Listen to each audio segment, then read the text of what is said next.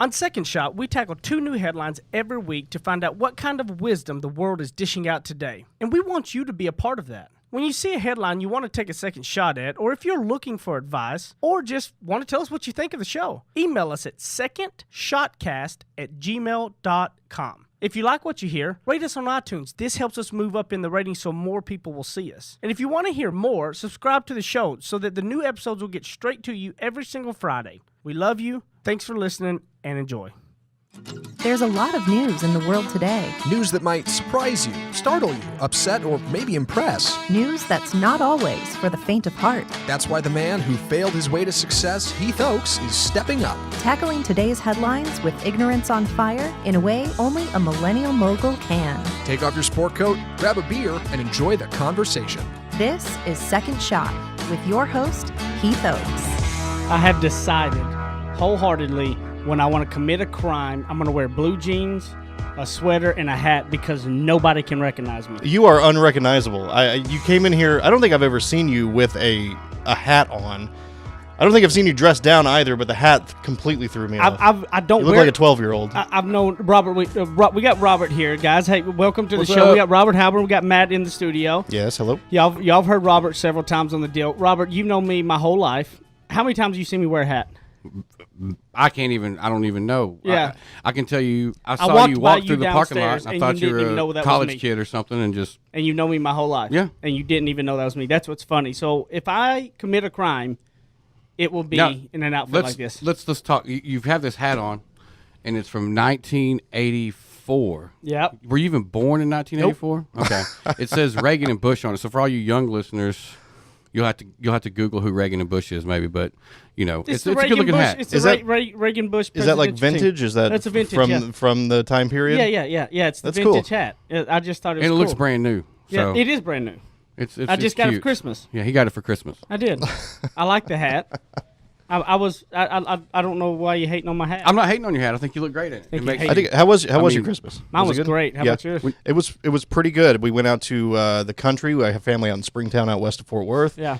My dog ran away for about 20 minutes. That was scary, but other than that, it was a pretty good vacation. I got a dog. I wish did run away. Santa Claus brought it last year, and I tried to stay up this year and make sure I could tell Santa Claus about this damn dog he brought us, but I never saw him. So apparently, the trick is to just let your family leave it outside and not tell you, and then it'll disappear into a cow pasture. They could do that. Yeah. Well, I'll tell you this. What's funny is I can't believe I'm sitting down. My butt hurts so bad. Like, my wife is like, she was a snowboard instructor. She grew up in North Idaho, so she grew up snowboarding all the time. And she would go she would like snowboard instruct for like 3 hours at this place, and they would give her a free lift ticket for the rest of the day so she could go snowboard and stuff. And so we go up there, and we almost got divorced over this. Now, you got to understand something.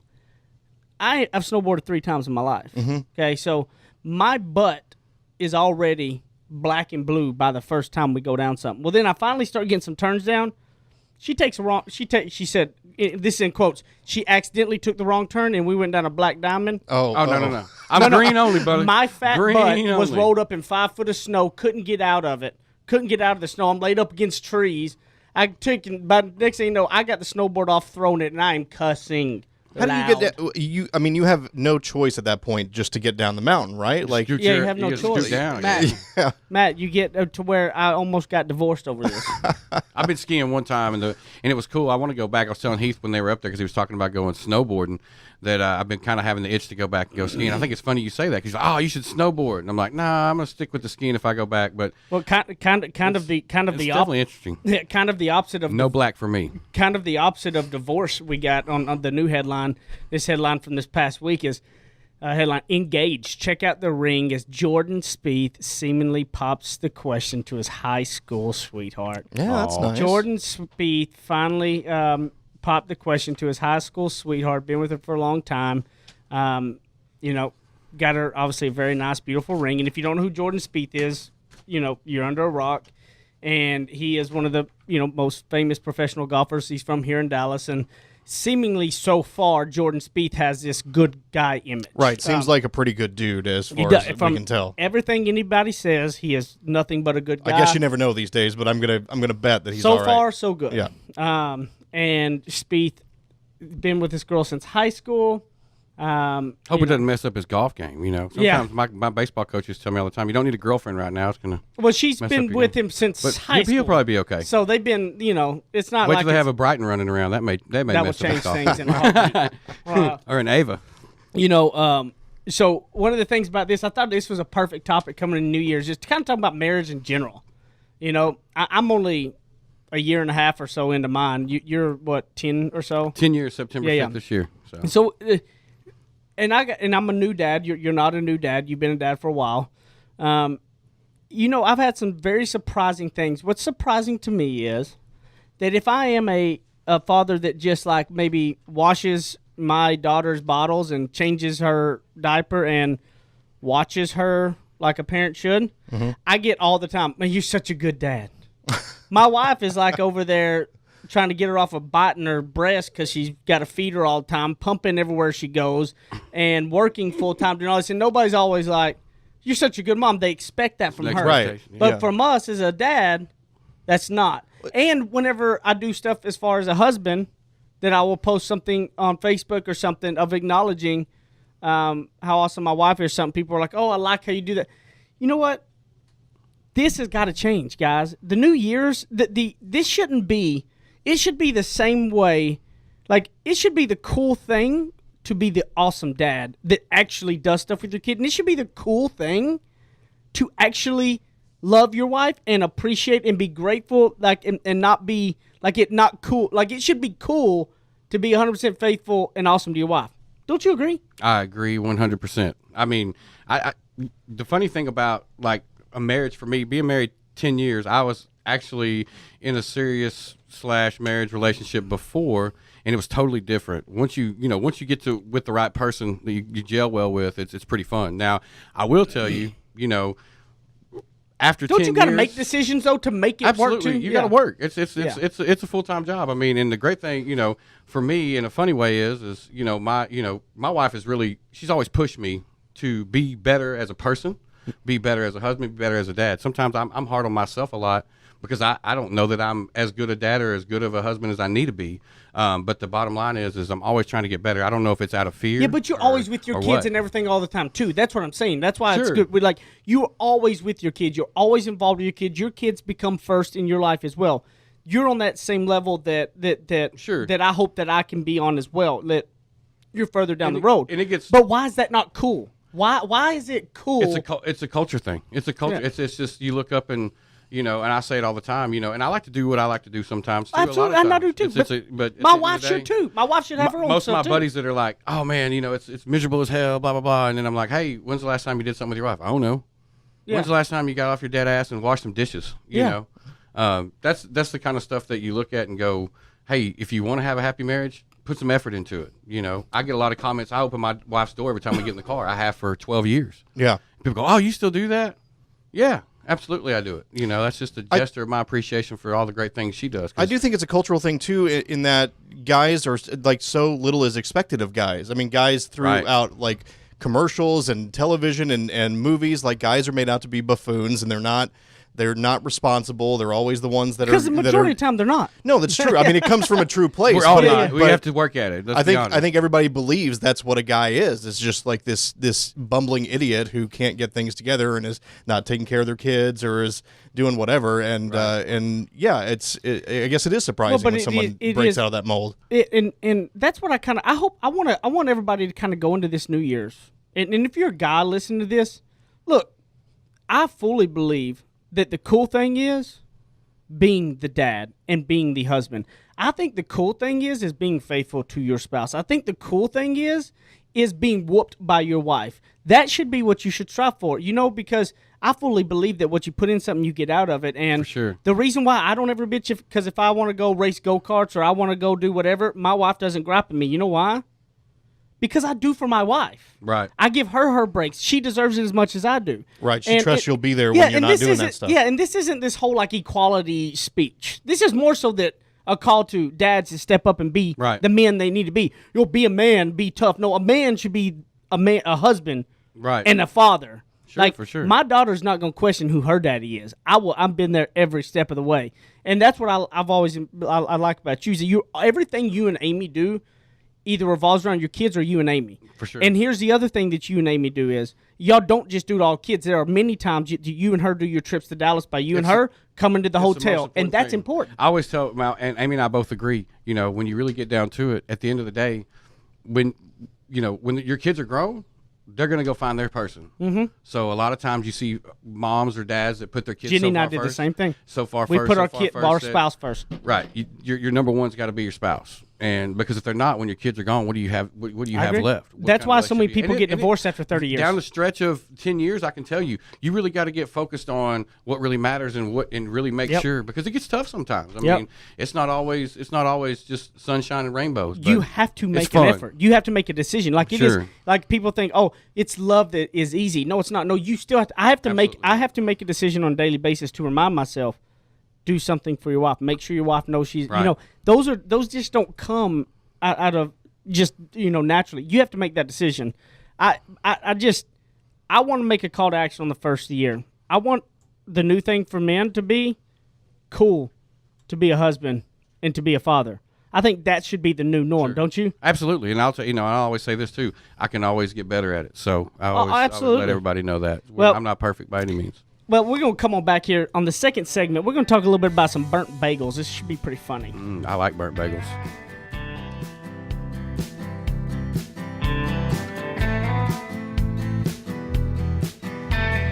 He's a suit and tie kind of guy with deep Southern roots. Heath Oaks hosts more of Second Shot coming up on RNCN.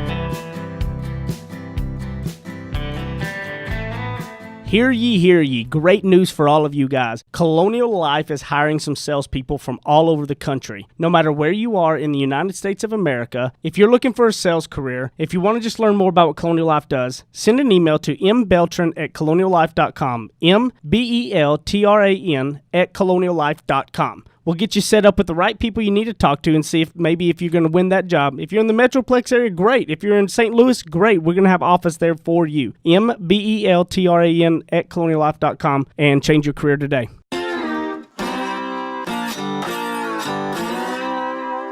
Ready? Aim. Fire. Second Shot is back for another round on RNCN. I can't lie, I was laughing so hard we ended that last segment, and Robert, like in a sexy voice, is like, burnt bagels. I don't even eat bagels. That was in like a sexy voice, too. He's like, I was just trying to be funny. You see, it worked out. I at my own expense, but it Never worked heard out. someone so excited about and you burnt laughed bagels. as soon as you said it because you realized, why did I do that? It's great. Y'all make sure y'all hear that part and leave some sort of feedback for that for me. That'd be great. Burnt bagels. I'm going to say that everywhere I go now. Burnt bagels. Maybe Einstein Brothers will hook us up. Maybe that'll be the new random saying out of nowhere, you know? Like, burnt bagels. Can you imagine Einstein? I mean, they could be to mean whatever you want it to mean. Yeah. It can be just totally random. Well, the reason we're talking about burnt bagels is because we got this next headline, which is, well, it's funny if you weren't there. If you were at the St. Louis airport, this is probably not very funny to you. But it said burnt bagel forces St. Louis airport evacuation on freezing night. So apparently, there was just a chilly night. How cold was it, Matt? 11 degrees. I'd say that rates a little bit more than just a chilly night. Yeah, 11. Cold as hell where we come That's from. cold. That's cold. An employee burnt a bagel at a restaurant terminal. Okay, nothing. I mean, that happens a lot. Let's all be honest here. Yeah. Burning bagels is kind of normal. But what was funny is that they didn't know what happened or where it came from. A little bit of a burnt bagel. Next thing you know, they evacuated everybody. Right. There's an alarm. There's smoke going. And people don't know what's happening. Be that much smoke. Like it's a burnt bagel. Like it's not like a billow. Not like this. Like just. What about the aroma? I mean, at some point, that doesn't smell like anything that should make you. You're right. That should smell good, right? Well, I don't know if it smells good, but it smells like a burnt bagel. A while ago, we went burnt bagel. That was good. Hundreds of travelers. They walked out the tarmac, walked outside. They had to stand out in 11-degree weather for 10 minutes, and then had to come back through and go all back through check-in, security, and everything again, all because of a burnt bagel. But let's wait a minute. Was it really because of a burnt bagel? Well, you're right. Exactly where I was going and thinking about this was, if you talk to people that work with Robert and I, okay, for instance, they will all tell you that the key to our success is systems. And that took both of us time to learn because it wasn't a natural thing for us to do. But we have a system in place for everything now. We have systems for everything to follow. And here's the thing is, here's when people ask me, well, what's your system? Here's a system. Are you a coffee drinker, Matt? Yes. Okay. In your house, you have a coffee pot and stuff? Yes, we do. Okay, We have 2. Wherever your coffee pot is typically, are your coffee mugs kind of probably in the counter above it or below it? The coffee mugs are right above it. The coffee filters are in the cabinet below it. Okay. So if I was a coffee drinker and I had my coffee deal over here on this counter, and then you walked over 10 foot every morning because the coffee cups were on the other side of the kitchen, and then your filters were in the pantry, and your actual coffee was in the garage. Would that make sense? No, that would not make any sense So whatsoever. you as a coffee drinker, what you inherently did is you created a system because when you first moved in your home, you walked down trying to find all the cups. You said, I'm going to put the cups right here. Right. I'm gonna put all. That's a system.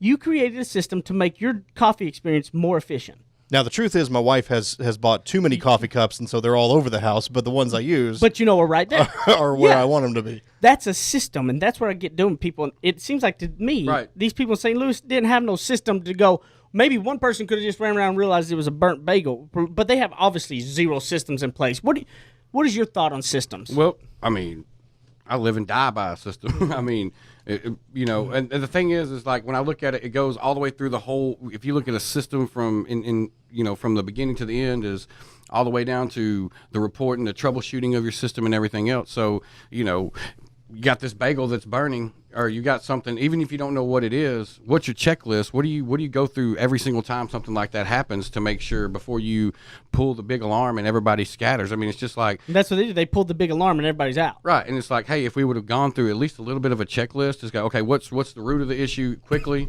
and you probably could have prevented, how much money could that have cost that airport? How much time did it cost that airport? a lot. Sure, there had to be like some sort of airport employee near that restaurant To who go could get the run burnt over bagel. there and say, "Hey, what's going on over here? You guys got a fire, or is it something else?" And they could, Or if they had a said, "No, it's system a that burnt, if it it's a burnt happened, bagel." if a bagel was getting burnt, that they could have picked up the phone and called and rang in the airport security and just said, "Let you know it's a burnt bagel." Yeah, And hey, we coulda- got some you know, smoke Or they could over have got on here. loudspeaker and went, burnt bagel. that would have worked really good. Your voice doing it too is even better. I mean, I guess the flip side of this is they did have a system in place, which was whenever there's smoke, they pull the big alarm And run like hell. So Right. they were maybe too attached to their system to be flexible and saying, Right.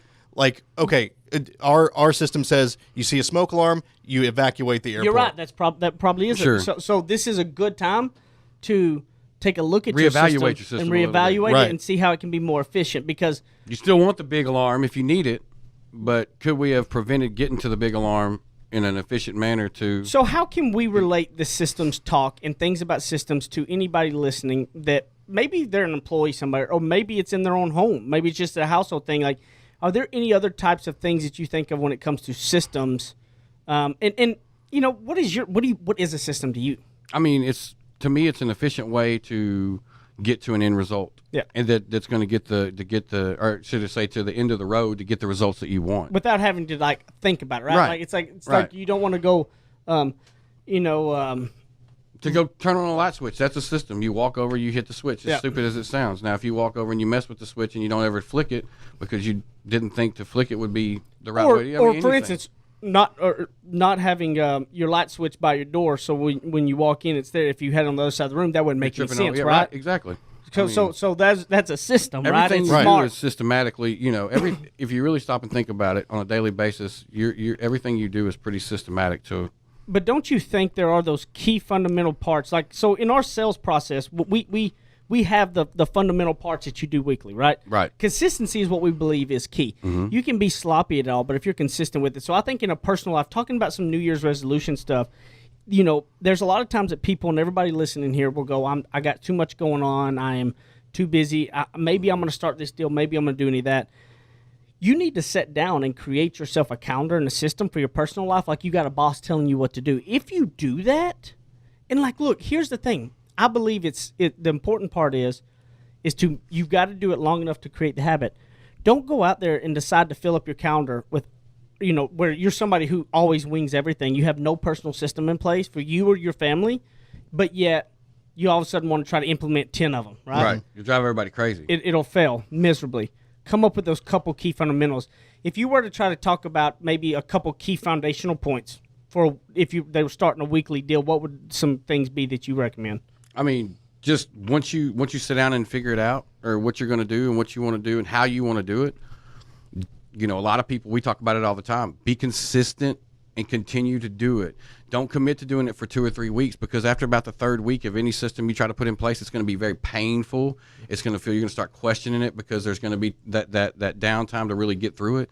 Commit yourself to doing it for 6 to 12 weeks so you can really see the results from it. And that's one of the things that we preach a lot, especially with newer people coming in that we're trying to implement systems with, is no matter what happens, you got to commit to me for the next 12 weeks that you are going to run this just like we talk about. And then usually about week 3, week 4, they're calling going, damn, this is tough. I'm like, keep going, keep going, keep going. Same thing, anything that you do, just forming that habit over that period of time, because it becomes painful, because there's going to be parts of what you do that you don't like to do. That's the reason why people avoid doing those things whenever they're running any kind of system. Is once you get to that point of something you don't enjoy doing or you don't like doing, all of a sudden the system's not any good anymore, and that's not the case. You got to push through those things. And I think, like we talked about, it's also good to revisit that at some point and say, are we being the most efficient that we can be, and not just do things because that's the way we've always done and them. And also understanding, to me, I didn't mean to interrupt you. No. Is a system's not always, system doesn't mean easy.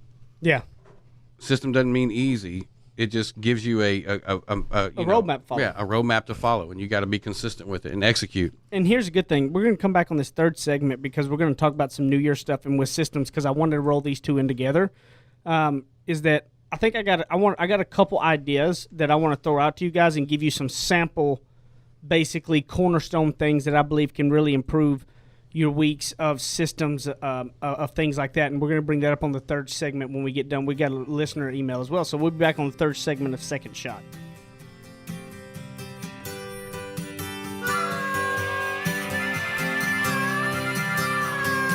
Now that's what I call ignorance on fire.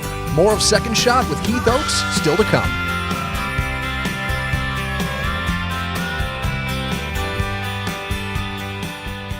You guys have been listening to Second Shot and hearing us talk about it. You need to go pick up my book, Ignorance on Fire, A Journey of Failing Your Way to Success. You can get it on Amazon in a paper book. You can also hear this beautiful voice of mine in audiobook style on Audible or anywhere you're going to get your audiobooks. Guys, this book took a lot of time to put into it, and I believe it can really be some life-changing stuff to help you on your path to success. And hopefully you're going to fail your way to success just like I did. Ignorance on Fire, A Journey of Failing Your Way to Success. Amazon.com, Audible.com, audiobooks, paper books, everything. Get it, share it with your people, and I appreciate it. Thank you, guys. Go pick it up today. Kick off your boots or suit up. The choice is yours. Welcome back to Second Shot on RNCN. Burnt bagels. It's going to catch on. It will. I'm It's telling going to you. catch It's on. going to be the new... I had a boy at my house the other night, and I started calling him Pee-wee. And now everybody's calling him Pee-wee. I'm good at that kind of stuff. I mean, if someone's looking for a marketing person, I'm the guy. So burnt bagels is going to be the new thing, like burnt bagels, like for like the everything random, right? Well, I want to roll in. I want to roll from the bagel thing, and I want to talk about some systems about New Year's, because this be out, New Year's, where giving some tips and ideas. But first of all, I want to bring up one of our listeners sent an email, which on Christmas actually, and that's why I really wanted to bring this up, because I thought it was very cool. Sharon Bagnall, I probably said that wrong, but Sharon Bagnall. Dear Second Shot, I want to thank you for your continued podcast. I look forward to your weekly views on things. This past week, your podcast on who dines at your table really hit home. A few years ago, I changed who sat at my table of my life. I looked at friends that I didn't like their values, and I no longer want to hang out with them. I have made myself stronger and happier due to this choice. I have a career that I'm about to apply for a promotion in. Things that I never thought were possible are happening before me. I love to push myself and see the wonderful things that are happening. Merry Christmas, Happy New Year, Sharon Bagnall. And I thought it was perfect to bring this up because, like I've said, the whole who sits at your table was something that you really ingrained in me, that you brought up with a lot of the managers, and so it obviously worked very well for her as well.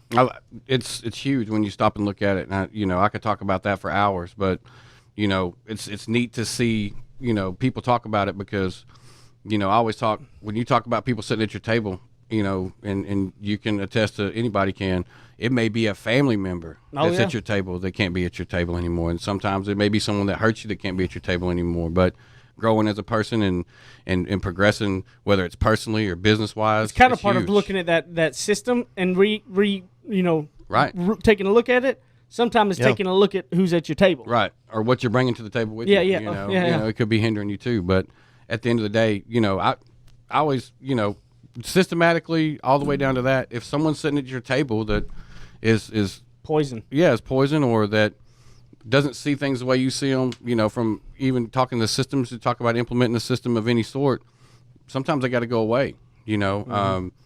I always look up and, you know, I struggle a lot. We were talking on the break, you know, about, you know, being consistent with listening to positive stuff. I you know, Your personal systems. right, personal systems. You're consistent in the business systems. Right. You've struggled in your consistent Right. personal And systems. it's funny though, this year has been a big year for me on that, because Heath had finally calmed me into listening to podcasts. Next thing you know, he's doing a podcast, which has been kind of fun. And it actually, when I get to come up and do these, it kind of slaps me in the face whenever I've been slacking, you know. Yeah. But what's funny is you know, when you start getting yourself away from like listening to the typical music that you listen to, and I've got a lot of young guys that I hang around that with my son and everybody, so we listen to any kind of music you could possibly think of. And I used to hear people say all the time, garbage in, garbage out. It's true, you know. Is. It really is And true. if you listen to the words of a lot of that stuff, it's if you- garbage. But I mean, it sounds good, it sounds catchy, but at the end of the day, you know, and that's been a big struggle, you know, for me a lot, is staying consistent with putting good things in my mind all the time. And I challenge anyone, if you really want to start progressing as a person, start putting positive things in your ears to go to your mind, because it'll make a big difference. If you run around listening to, you know, some of these hip hop groups and stuff, and I like them too, you know, even though I'm from East Texas, I like them too. Some of the newer ones for you younger folks. Yeah. But I'm not going to talk about them on the air.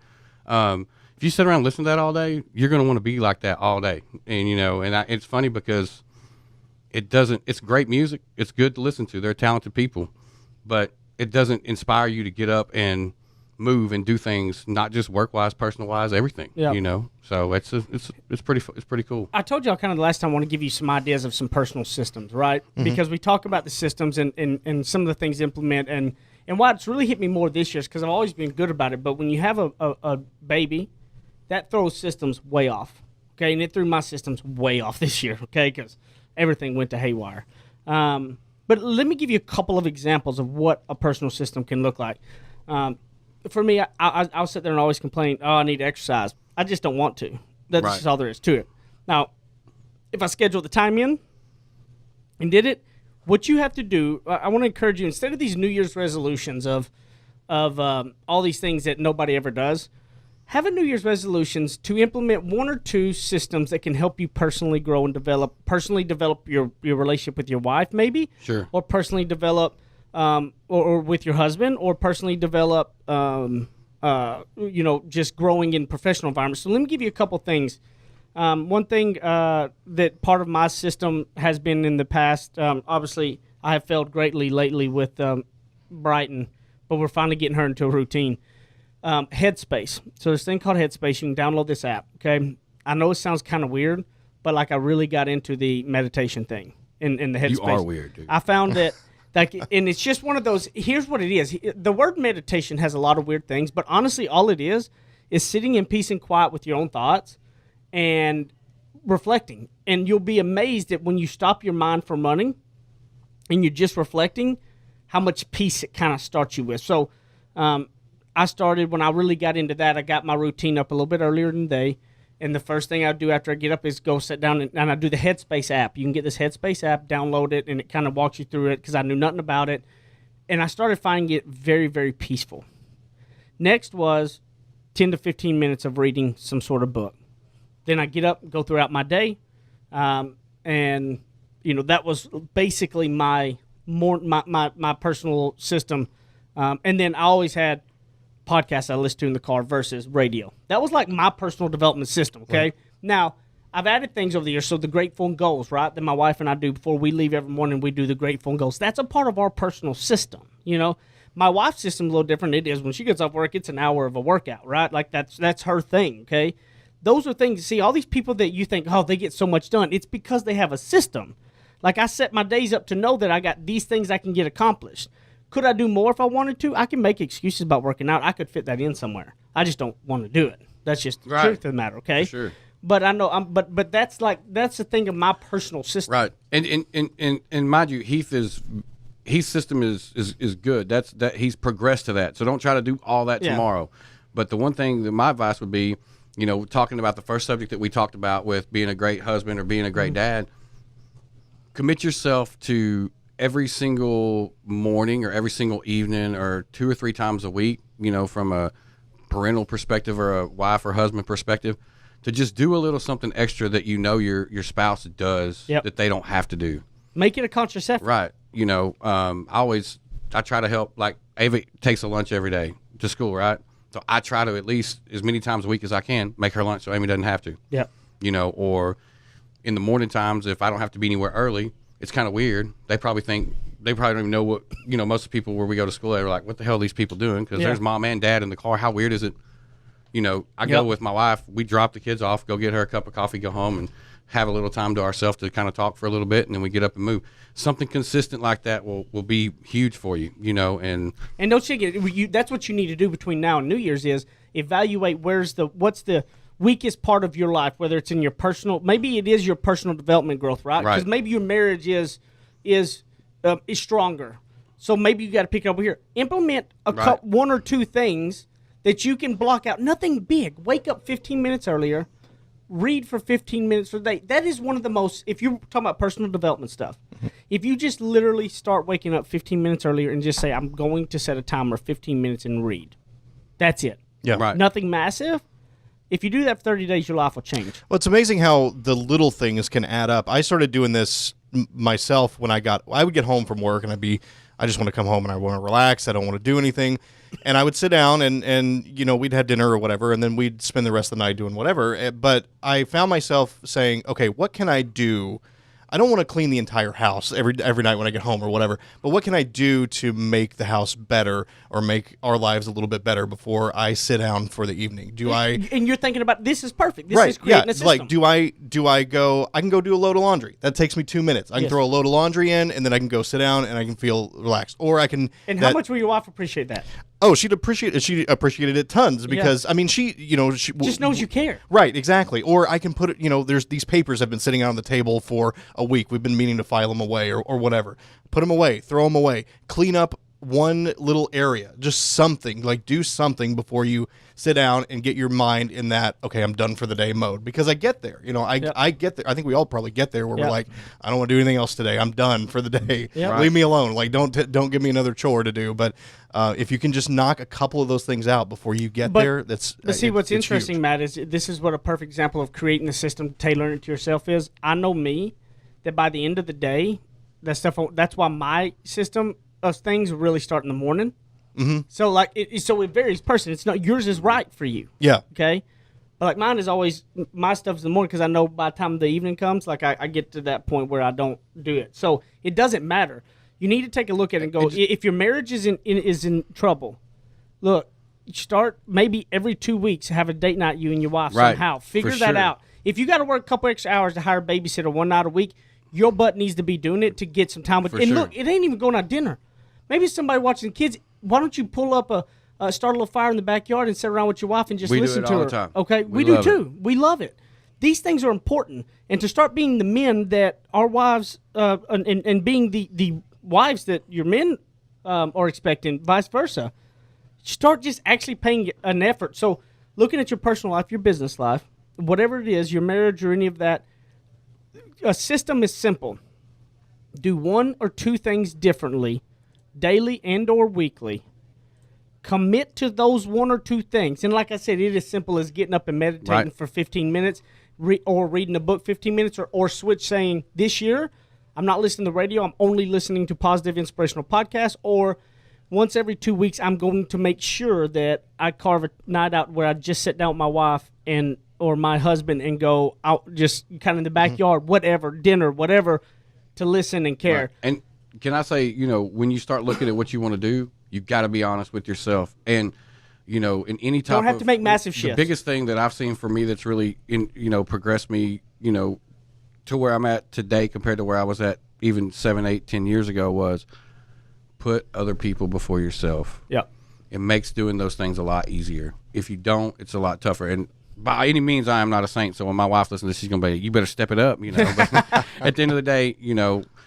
But the more you talk Heart's in the about right it, place. the harder it is for you not to That's do it, why right? Because you're going to leave this. I and mean, you I've know, actually had discussions about. I hate going on those podcasts because I'm not a pedestal guy. I don't want to be put on a pedestal. I don't want anyone to think that I'm this great person because I feel like I'm getting better. Am I great? No. But at the end of the day, it does. It makes you really realize, and it's been a cool deal. Well, I just want to encourage everybody to go to this year with one or two things that you can make 15 minutes earlier doing a meditating or reading or every 2 weeks having time alone with your spouse. Like these little bitty things will add up to making your life drastically different. And going back to making it cool to be a cool father or husband, I think is something that I want to make a mission out of to really focus on next year as well. And Me too. we're going to wrap up this third segment. Where they can find you, Robert? You can find me on LinkedIn. Yep, that's about That's all all I Robert got. said on But LinkedIn. don't forget about Big the social media guy. burnt bagels. Burnt bagels. Spread it, folks. As always, you can look me up at Ignorance on Fire or at Heath Oaks. Matt, appreciate it, buddy. And I hope you have a great New Year's and you stay bet. safe. And we'll be back next week.